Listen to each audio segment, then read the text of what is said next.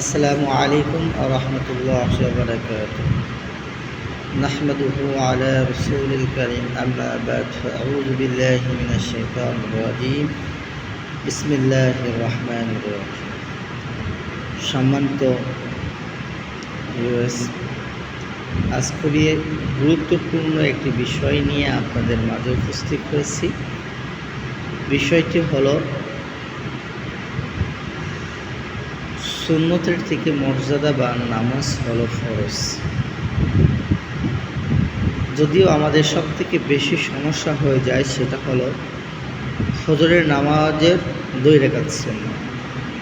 গ্রামগঞ্জে বেশিরভাগ এরকম একটা প্রবাদ রয়েছে যে সুন্নত নামাজ না পড়লে ফরজ নামাজ হবে না। তা আল্লাহ রাসূল সাল্লাল্লাহু আলাইহি ওয়াসাল্লাম বলেন, যদি ফরজ নামাজ শুরু হয়ে যায় সেই ক্ষেত্রে সুন্নত নামাজের আর পড়াই জায়েজ নয়। তো সম্মানিত হাজিরিন, তো ফজরের নামাজের যে সুন্নত, এই সুন্নতের নামাজটা কিভাবে পড়বেন?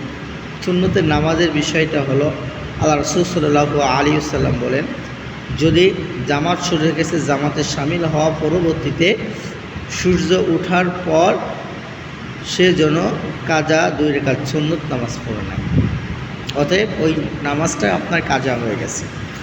আরেক হাদিস দ্বারা আসছে, আল্লাহ রাসূল সাল্লাল্লাহু আলাইহি ওয়াসাল্লাম মুসনাদ নববীর মধ্যে রয়েছে, ঠিক সেই মুহূর্তে একজন দেখে নামাজ পড়ার পর আবার 2 রাকাত নামাজ পড়ছে। আল্লাহ রাসূল সাল্লাল্লাহু আলাইহি ওয়াসাল্লাম তাকে ডাক দিলেন। ডাক দেওয়ার পরে বলল যে এটা কিসের নামাজ পড়বে?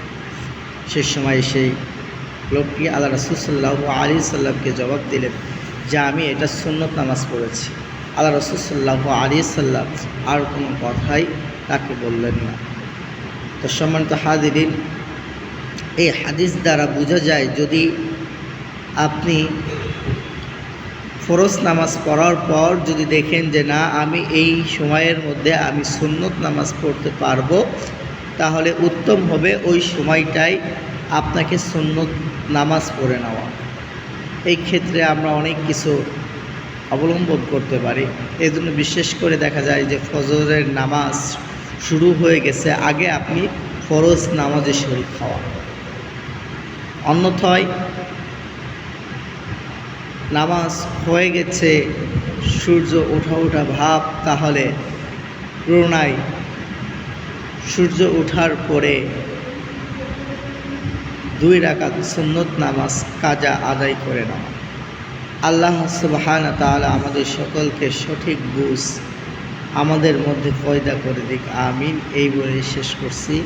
ওয়া আখিরি দাওয়ানা আলহামদুলিল্লাহি রাব্বিল আলামিন।